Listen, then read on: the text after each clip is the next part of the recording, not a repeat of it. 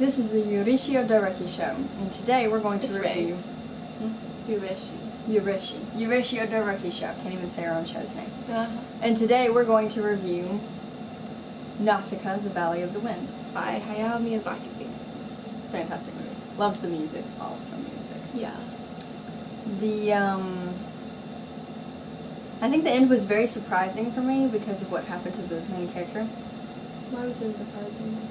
Because I thought for sure they would all stop before they ran her over. And they didn't. Yeah.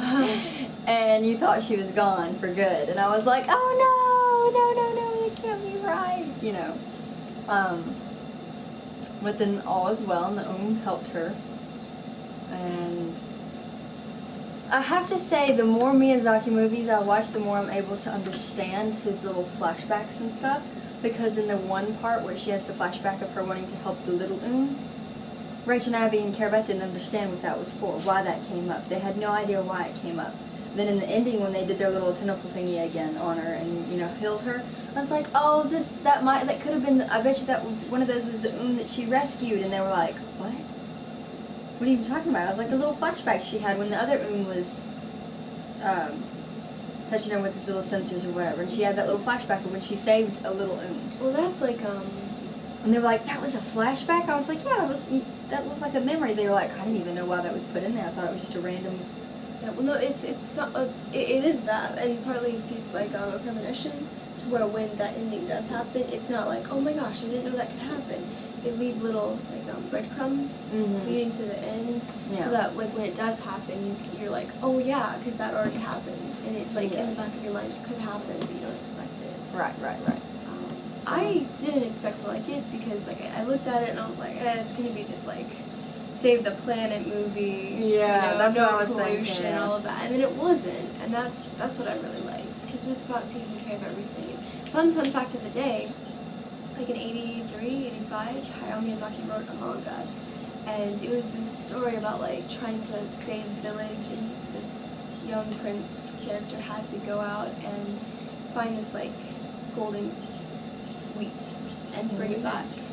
And so at the end of it, it's a story of their slavery and like nothing happens right for him, and so at the end he writes that he would love to make it into a movie, but no one would see this movie. It's just not movie material. The story was, even though it was like this classic story, just told, it's just like not a ritual one, but like just generational one, a traditional one.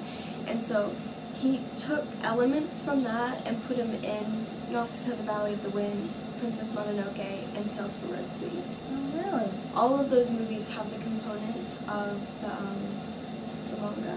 Like how the characters are drawn, the slavery, the weed, and Oh, I got you. Like, well, my favorite part was the realization in the end of the Nausicaä movie where the old blind lady, I forget her name. Yeah. I want to say Yuba or something like that. But Boba, that's it. Miss Lady Boba. She was all like, the little girls were like, oh, Nausicaa's back, and she's got a pretty blue dress on. I've never seen it before. And then it hit the old lady, that's the person that's going to come to us and save us in the blue garment. They all assumed it was going to be a guy because in the picture, the tapestry picture, it was an image of a man in a blue cloak or whatever, and it was really her. And I was like, oh, that's pretty neat. Yeah.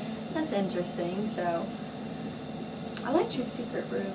Yes, I did too. Flowers and she was able to learn that purified water helps the plants and stuff, and it's not so toxic anymore. Yeah, but that things could be okay again.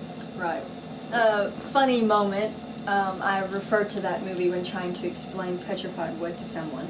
I was showing them a piece of petrified wood that I had, and he was like, "What is petrified wood?"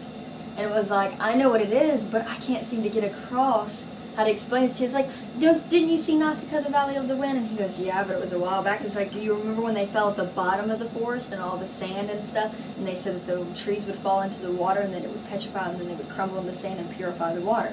And he goes, I must not remember that part because I must not have seen it that too long ago. And I was like, oh, okay, I got you. So I was like, oh, wow. That's gonna be hard. So I was like trying to figure out another way to explain petrified wood, and I was like, I don't know how to do this. because I couldn't remember if it was water that petrified it or if it was the sand as well or something. So I was gonna like, okay, let me just look this up first and then I'll tell you what it is. So that was my movie reference for that one. The art, as always, is wonderful. The sound, the landscapes were beautiful. Landscape pictures were beautiful.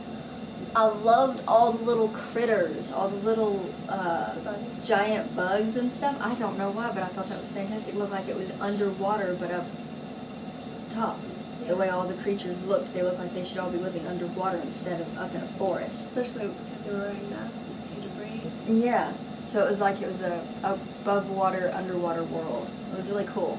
My favorite creature, of course, is the little squirrel fox squirrel. I forget what she calls him. What'd she call him? Do you remember his name? I don't remember his name, but I love it when she first meets him because the old guy. I cannot believe all these names are escaping me. I just watched this movie and I cannot remember anyone's name except the main character. That is the title of the movie. That's true. So that's helpful. But anyway, the guy that she meets in the beginning of the movie, he's got the fox squirrel. He's like, careful, they're very vicious or whatever. And she goes, it's okay, and it jumps up on her. I think it was on her shoulder, and she was like, it's okay, and it was all like hissing and stuff, and it bit her on the finger. And she goes, see, it's okay, and you can tell she's like wincing in pain, but she keeps it there, and then he stops. And the little squirrel looks down, and he lets go, and he looks at her, his ears are down, and he licks her finger. Rachel, my little sister, just died on that one. She's like, oh my gosh, he's so adorable, he licked her finger like he was saying, oh, I'm sorry, I didn't mean to bite you, and stuff like that.